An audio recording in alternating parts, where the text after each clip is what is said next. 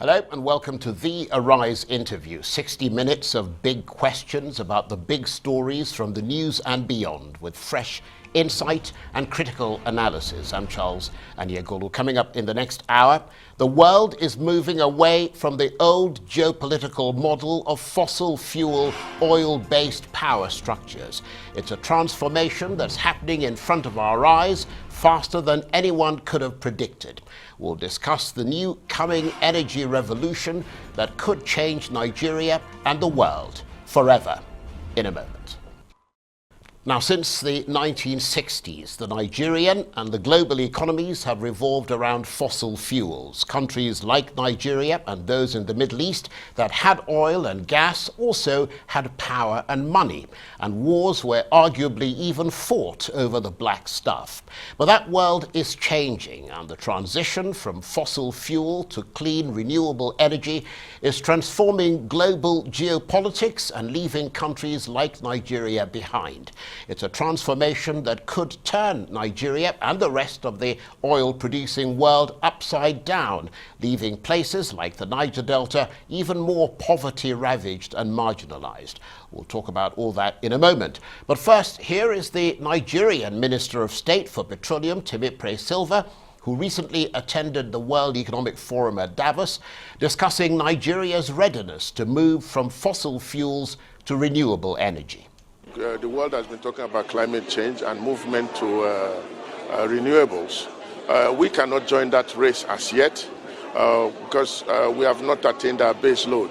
So we need to at least transit to gas before we join the race to renewables. And we're putting that on the table for the world to understand and to know that they cannot expect us to join the race to renewables as yet. It's not as if oil producers are not listening at all. What we are saying is that gas should be used as a transition fuel. The argument is not really about renewables, it's about carbon emissions. Of course, gas produces lower carbon emissions, so we should try to transit to gas before we join the race to renewables. The West has gotten there, but we haven't quite gotten there yet. If they are spending $1 trillion, for example, in Europe to subsidize renewables, then we wonder why that kind of money is not being spent in the places where the emissions are produced. And that's the Nigerian Minister for Petroleum there, Temipre Silva, speaking from Davos in Switzerland. Well, for more on the implications of the coming energy revolution and the oil producers' readiness for it, I'm joined now from our studios in London by Najim Animashaun, the General Counsel for Nova Power, a company that develops and constructs solar and other green power projects and produces electricity that avoids CO2 emissions. And here in Abuja by Ronke Olobamiche from the Environment Facility of the United Nations Development Programme, or UNDP, and by Dr. Armstrong Ume Takang, who is a technology and energy consultant. Thank you very much indeed, all of you, for joining us. And let's go straight away to London and speak to Mr. Animashaun there. Thank you very much indeed for joining us. So for more than a century, Nigeria and the world have revolved around fossil fuels. I mean, oil-producing countries, as you well know, controlled the price, controlled the supply, and could tell their customers what to do. What will happen as countries around the world develop enough renewable energy to end their dependence on hydrocarbons such as oil? Well, it will take some time before that will occur. Renewables are becoming an increasing source of energy supply for the rest of the world. This has been accelerated through the climate change debate that is now much more urgent than it was even 3-4 years ago. The key to understanding this is not to look at it from the perspective of when will renewables overtake fossil fuels, but rather how much of the energy demand will renewables take in the next 5, 10, 15, and 20 years. One of the things that we need to look at in Nigeria in particular is what are other oil-producing countries doing?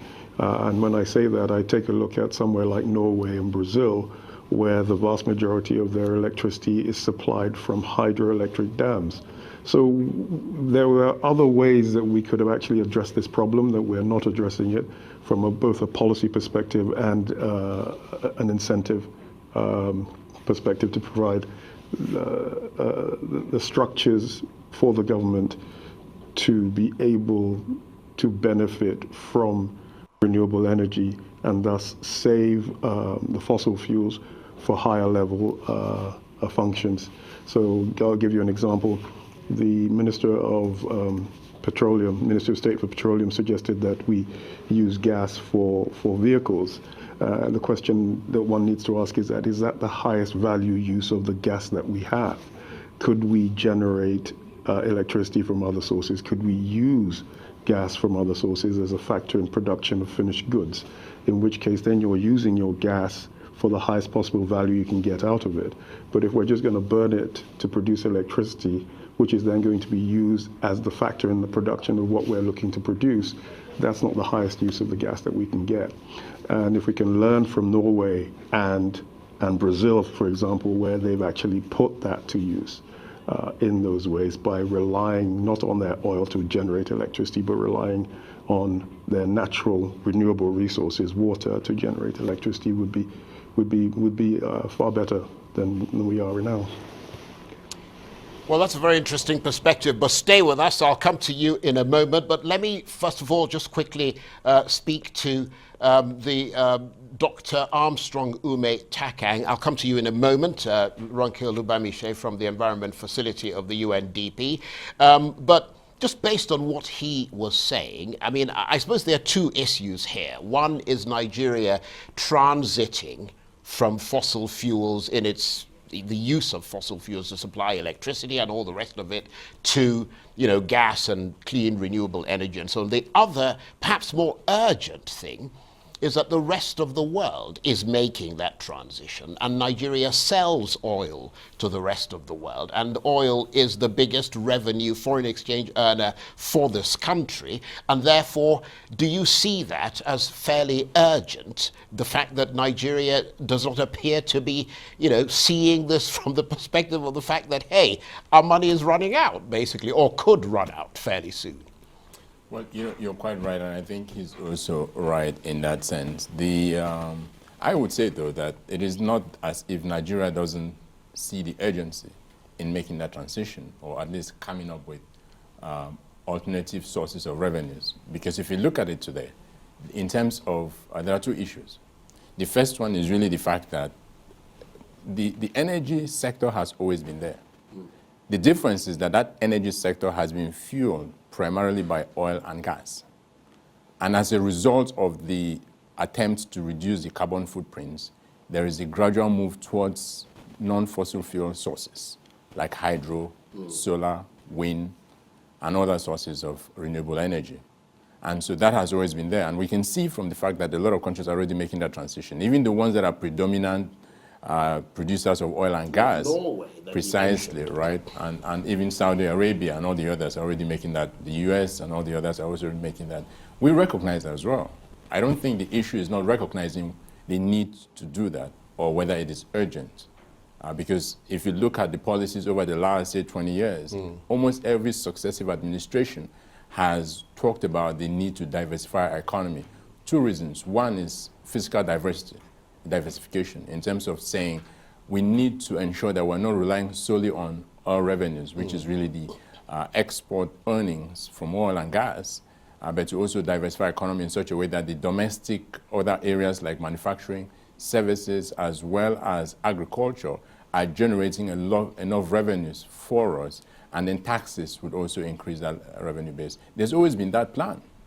The question is, to what extent have we been successful in achieving that? It's always implementation, isn't it? Yes, absolutely. And then there's the second part, which is really around the export earnings, because we need to look at this from a holistic perspective, right? There is the export side, which is really the fact that a lot of our foreign exchange earnings, about 80 to 90% of it comes from oil revenues, and has continued to be like that for quite some time. Other areas where we have expected that we'll get some more foreign exchange earnings, like agricultural products, as well as manufacturing and services. We really have not been very successful at doing that the way we would have liked to, even though there have been some significant upswing in those areas. Okay, let me bring you in, Ronke Olubamiche from the United Nations Development Programme. Thank you for your patience. And of course, you are part of the Environment Facility at the UNDP, and therefore this is a matter of urgency for you. Are you impressed by what you're seeing that the Nigerian government is doing to try and move this country away from fossil fuels? Thank you very much, Charles, for having me again. I think there's so much room for improvement for Nigeria, and that it's the need for a paradigm shift, actually. It looks to me, a few days ago I was asking myself, is it that we're not communicating enough to our leaders and to the policymakers, or is it that they just don't want to see the reality of things?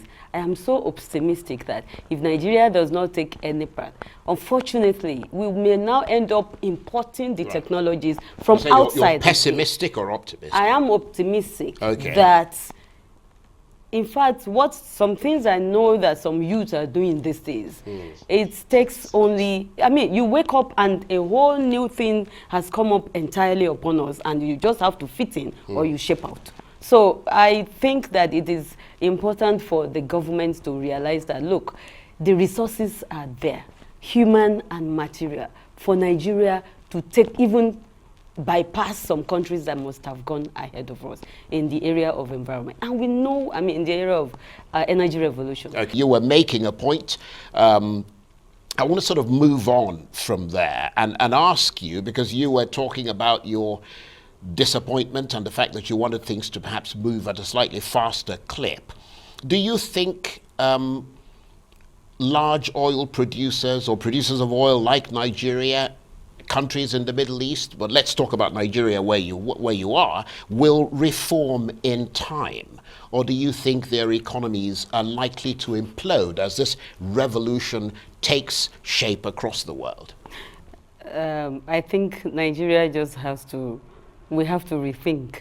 We can't continue. Apart from the emission, the environmental impact of drilling oil is there for everybody to see. Even a blind person knows this. So even apart from that, and luckily now we're saying, fortunately, there is a way out. There is always a way out of every problem, for God's sake. And so there is a way out. We need to just catch up with the world. Otherwise, the oil, we see it now, the price of the oil will continue to go like this, and eventually, of course, when everybody can have access to, look at the telephone, for example. When it came, not everybody now carries a handset. So I think it is important for Nigeria to have a rethink. We can't continue. I may be wrong, but it's like, because the money from the oil comes to us so easily. In actual fact, it was technology that was brought that developed the oil for us. So why can't we embrace the technology that is going to give us a cleaner fuel, and then we are going to address the issue of the environment? Well, the problem, of course, is that if you move away from oil, then it's no longer a revenue earner. No, Nigeria hasn't actually diversified enough to earn money from somewhere else. We need to diversify, and like I said, we have the human resources, we have the solar, we have the water, we have everything that will make us toe the line of renewable energy. So it's just for us to sit up and see what we can do.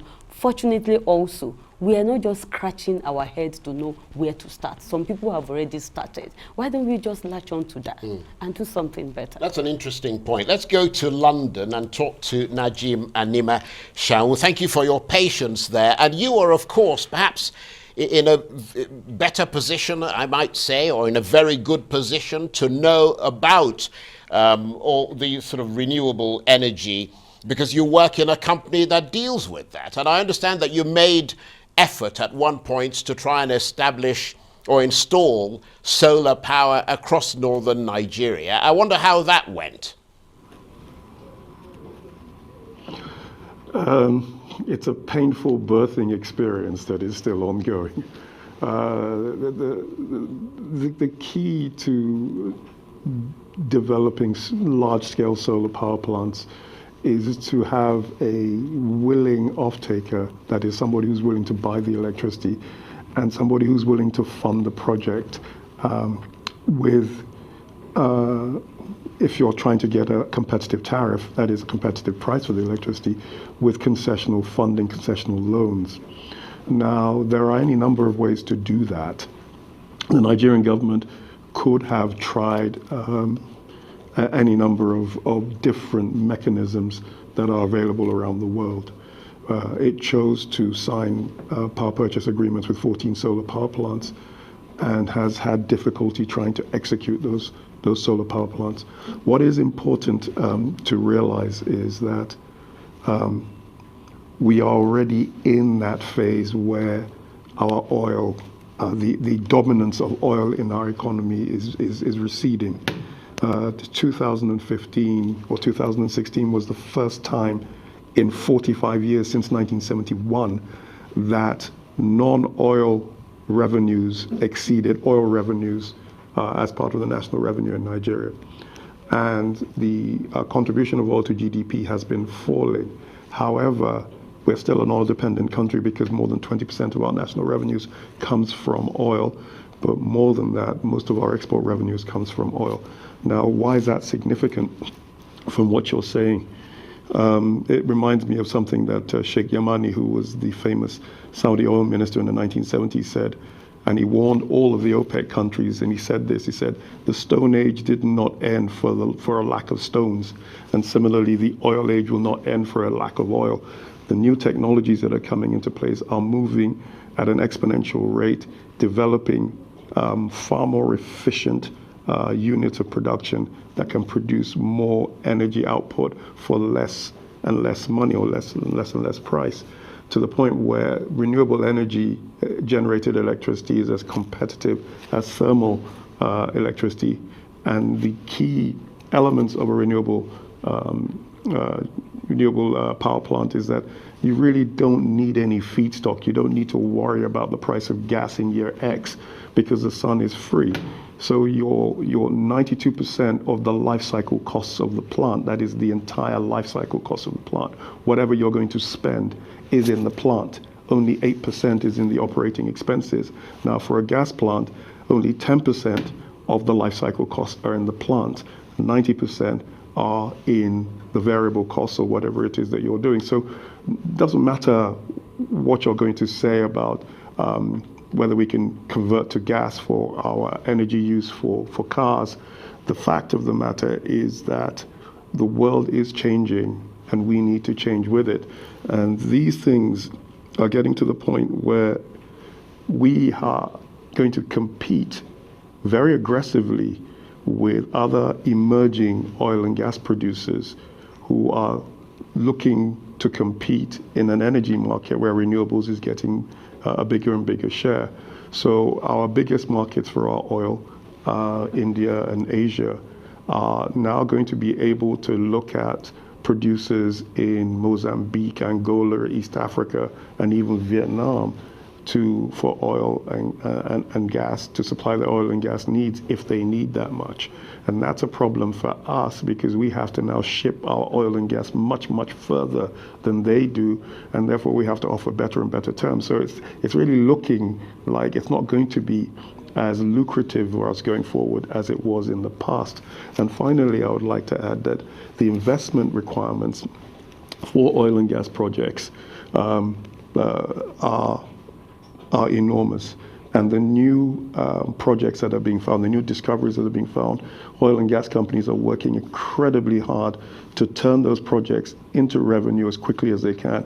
And in the case of Total in the Caribbean, it will have a gas project ready in less than half the time it took them to do one in Nigeria. So if you look at the oil landscape, there are more players, right? Which means more choice for energy, about oil for buyers rather than sellers.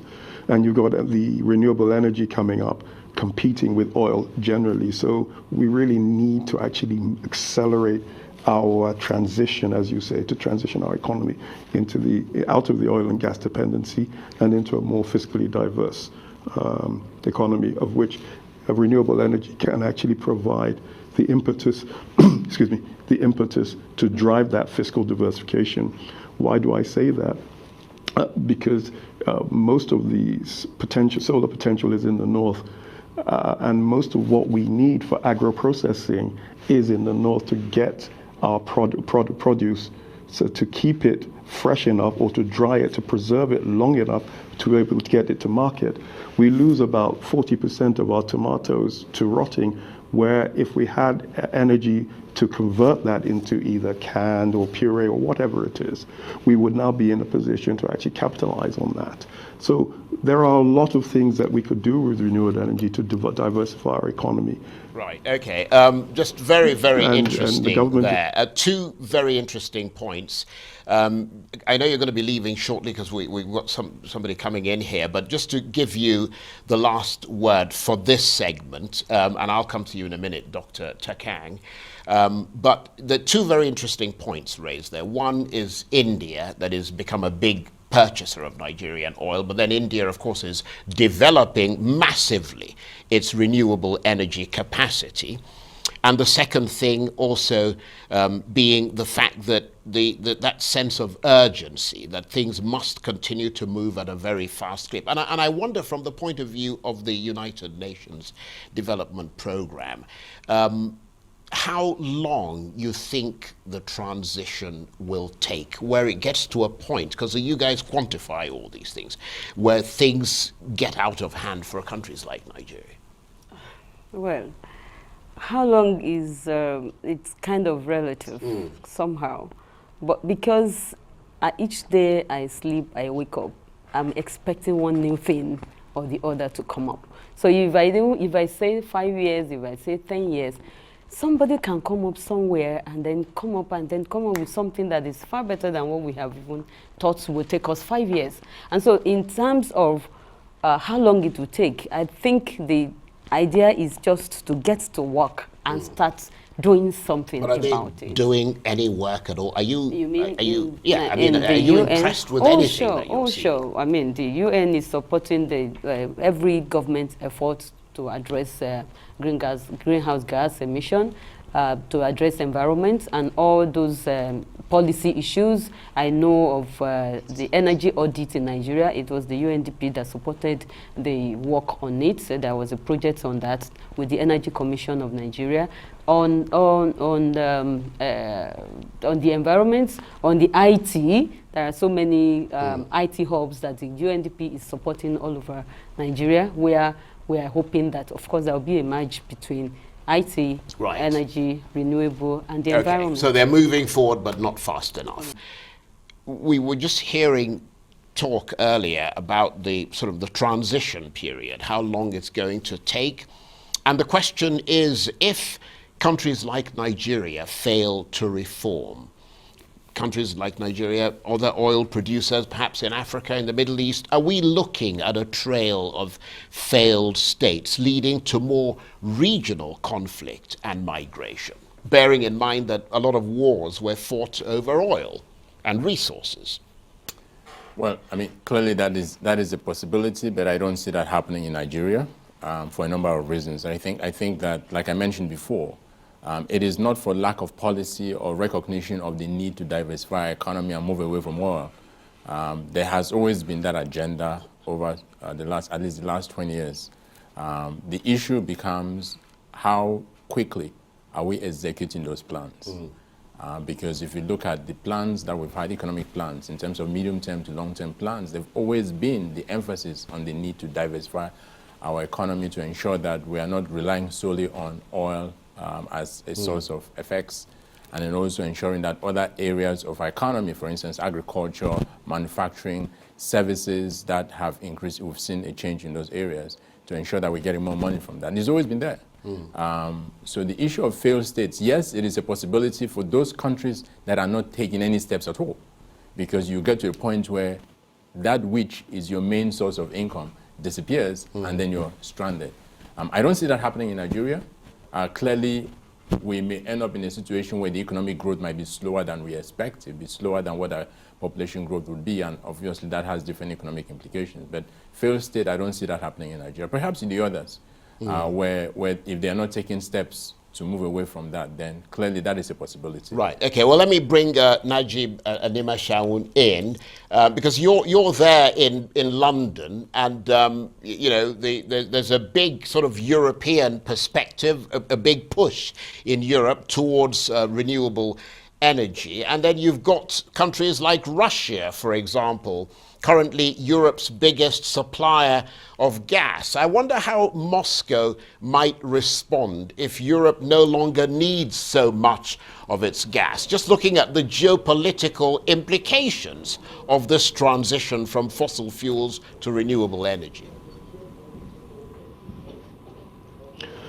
Well, you know, we just concluded the UK Africa Investment Summit, and there was, I think, over $2 billion worth of deals signed in the oil and gas industry. So I would not put too much stock into the idea that we're in the end days, or the end days are imminent for oil and gas. Why I say so is that if you look at some of the OPEC projections, they do in fact envisage oil and gas demand increasing. The issue is that the speed and the scale at which renewable energy eats into the percentage share of global energy demand that was otherwise occupied by oil and gas is where we need to concentrate our fire, because at the same time, as I said earlier, we have more and more people finding oil and gas, more and more countries finding oil and gas, which means there'll be more and more competition for the same markets, and this includes the Russians. The Americans are currently courting the Europeans to buy American gas. Not long ago, just a decade ago, in 2008, 2009, America was the largest off-taker of our Nigerian liquefied natural gas. They don't take anymore. They haven't taken any more since 2009, 2010. And they, in turn, have now become an exporter of gas because the technology has been improved to allow them to do it. So it's not so much just that the renewable energy space is up and coming and will eat into the energy, the share of energy that oil and gas used to occupy. It's also that there are now more players in the oil and gas space, which means that the markets will be squeezed ever more. And so we actually need to be far more urgent in our policy prescriptions and in our interventions. Right, but nevertheless, Najib, I don't mean to interrupt you there, but I want to make a point because, I mean, you're from the renewable energy world, although you seem to become a spokesman for the fossil fuel lot. But let me ask you this, though, without being rude.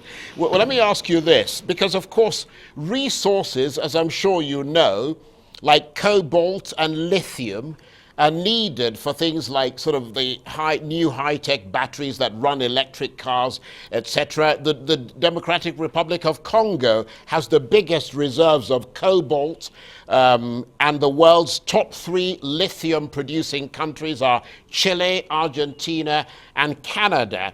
What I'd like to know from you, from your perspective of being at the cutting edge of this new technology, will these countries now be the new energy superpowers going forward as we transit from fossil fuels to renewable energy? Oh, absolutely. Their profile will go up substantially. Particularly, you know, somewhere like Canada. But you'll also have to look at other minerals such as rare earth, where China has the largest deposits of rare earth, which is basically what goes into many of our semiconductors and our microchips and our phones. And so all these companies, anything that deals with what is basically solid state technology will be having, digital technology will be enormous powers or have an outsized influence in the future. As the digital age takes over from the mechanical age, of course, which is a hydrocarbon age, you will see that. Just a quick point. there are lots and lots of oil companies that are involved in renewable energies. So they're trying to move into that space. Total, for example, is the owner of SunPower, one of the largest and most prestigious solar panel manufacturers in the world. Shell has been in that space as well as BP and a few others. So it's not as if the oil and gas companies are not aware of this. What is surprising is that the Nigerian government hasn't seen the line that the oil and gas companies have moved to try to move into this renewable energy space, and has not followed them. Petrobras, the Brazilian state oil company, is one of the largest investors in biodiesel, to the point where they legislated in Brazil for biodiesel, which they developed specific types of tubers of yam and cassava to produce this biodiesel. So it's not that an oil and gas company doesn't get involved in renewable energies. They are investing heavily in it. It's a question of whether the Nigerian government would move as aggressively into that space as these companies have done. That's a very, very interesting point, and you've made that point very well indeed. Let me bring Dr. Ahmed Adamu in. We've just got a couple of minutes before we have to take a break. You're a petroleum economist and a lecturer at Nile University. Thank you for your patience, by the way, and for joining us. Who do you reckon will call the shots in this new renewable world order? Well, it depends on the demand. If you look at the current energy demand requirement around the world, is largely transportation. I think that's the reason why oil was very prominent, because of its convenience for transportation. And I think if we can get some diesels from, maybe like he was talking about, biodiesels, and you're talking about electric cars that can move, you can charge them and move, then the question is, from where do we get the electricity? Which source is the most convenient around the world? And so far, we've seen the domination of natural gas and coal in most part of the world for generation of electricity. And I think Nigeria, that's where we stand a very comparative advantage, having the largest natural gas reserve in Africa, and most of it we flare. And that's a huge cost. So this is a wake-up call, a bigger motivation for us so to up tap. to this point, you can certainly, and that's a good point you're making. It can be argued that energy sources such as oil have essentially dominated geopolitics, but that potentially is changing. Yeah, because oil energy domination, or oil and energy fuel domination has a regime. We had so far 3 major transitions. And it's obvious that we didn't have to wait for oil to be exhausted for us to shift, to have a transition. And it has to also, because emergence of new technologies will push the oil out. It's already doing yes, that. and we're talking about the price of oil itself, the fluctuations affecting the economies. As one expert from Chatham House in London said, God has a sense of humor and has concentrated the resources for oil and gas in a limited number of countries. And the result of this is everybody is competing to get access, and very often that competition turns into military competition. Are you going to see that move from oil to renewable energy resources? Well, I personally don't think so, because the attraction of the Western powers to some of these vulnerable countries were due to the inadequacy of technology as at that time, and insufficient availability of energy sources. But due to development of technology, they have less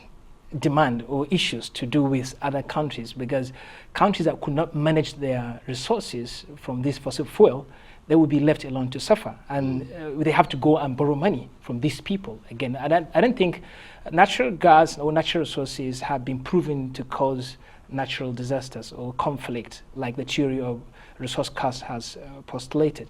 So I don't think renewable energies are, though they are natural resources, but they are not like minerals or things you dig from the ground, and things that you have to harness within your country. And I don't think Western powers, they have more things to do with Africans and other less developing countries. To me, I don't think it's going to lead to conflict. Well, let me bring Dr. Takang in, because when we look at history, particularly after the First World War, we see British foreign policy dominated by the need to get access to oil, particularly in the Middle East, and of course by the second half of the 20th century, where Britain started, America followed, didn't it?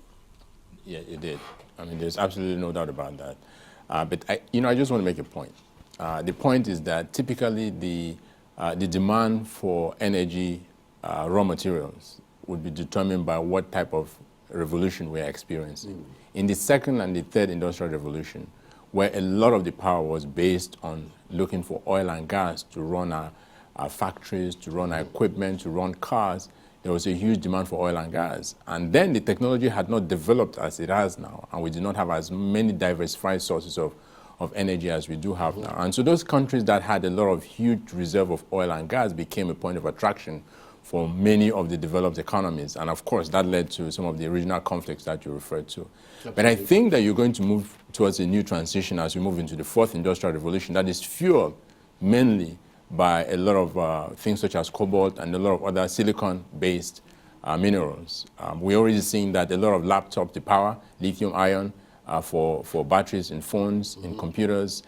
Cars now are beginning to rely heavily on that. Recently, Tesla, in terms of market capitalization, exceeded both the market cap of both Ford and GM. That in itself is an indication of where the world is going.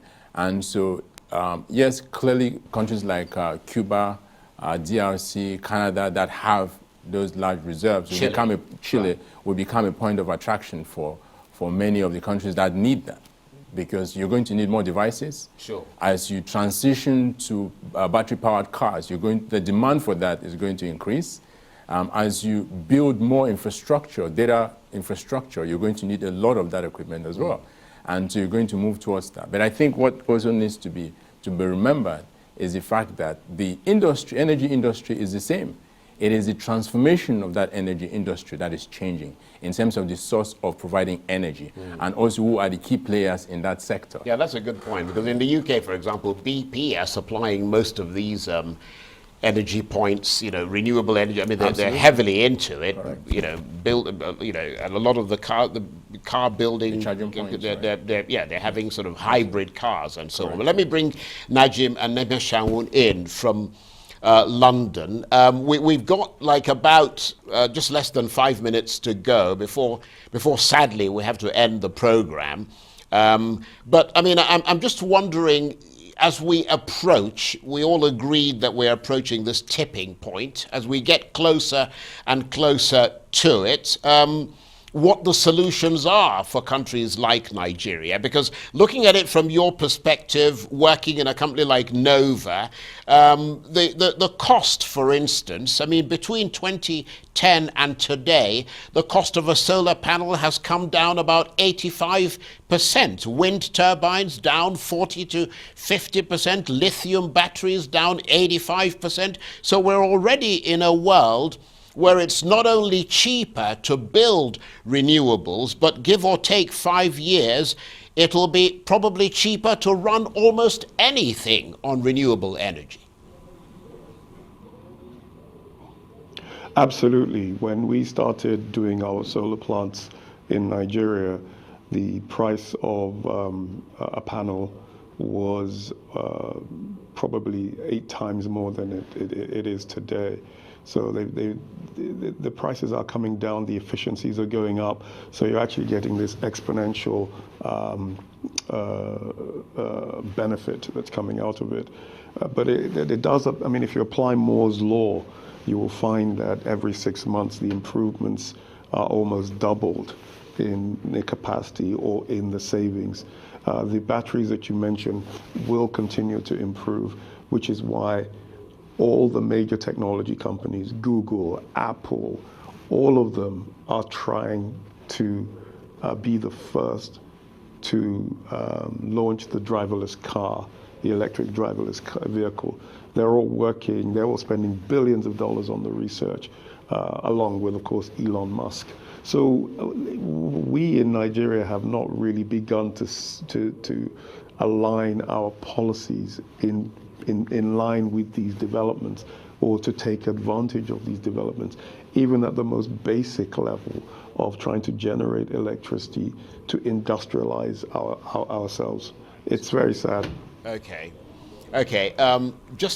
We're almost out of time. Let me ask you this. When we get to that point where new technology has chipped away most of the old technology that depended on oil, what happens to Nigeria? Well, I think that's when we really face the consequences of our failure to really diversify. The oil has been here for more than 3 decades in Nigeria, and if it has failed to build its replacement, then it's a shame. The way we manage our natural resource sector is entirely a failure, and I think we have to start us from scratch. And instead of us to be leaders of this transition, we later on have to become the followers. And Nigeria, I think we are in strategic position to even lead Africa and the world in terms of this transition. We should be leading toward that. Otherwise, we'll lose our power, and the currency will be affecting the entire economy. Okay, I want to say thank you very much indeed to all of you there. Dr. Ahmed Adamu, who is here in Abuja with me, as well as Dr. Armstrong Ume Takang, and of course in London, Najim Animashan. Well, thank you very much indeed to all 3 of you. Well, that's it for this edition of the Arise interview. Do join us again tomorrow from me and the entire team here in Abuja. Bye-bye, and thank you for watching.